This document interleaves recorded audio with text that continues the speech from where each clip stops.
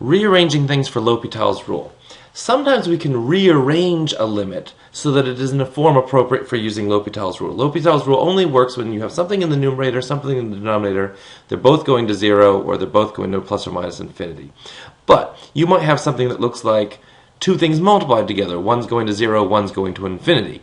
And that makes you wonder, does that go to 0? Because if it was equal to 0, anything times 0 is 0, but infinity is so huge. It comes down to which is going faster. If this going to 0 faster than this is going to infinity, or vice versa?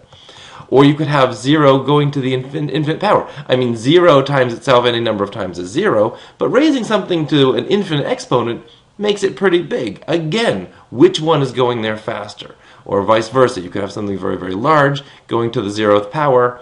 Maybe it's going to 1 because of the 0th power, maybe it's going to something else.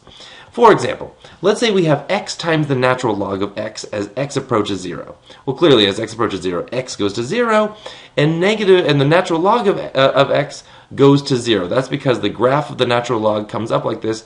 As you approach 0, the natural log of x approaches negative infinity. Question is, which one is going faster? Is the x going to 0 faster, or is the natural log going to negative infinity faster?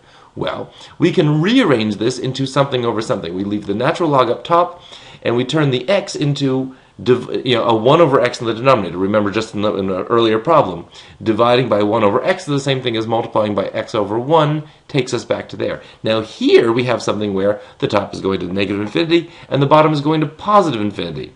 I should have written pluses in there. I'll put those in at the end.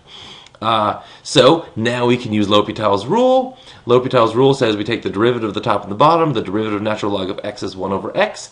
The derivative of 1 over x, which is x to the negative 1, is negative 1 x to the negative 2, or negative 1 over x squared.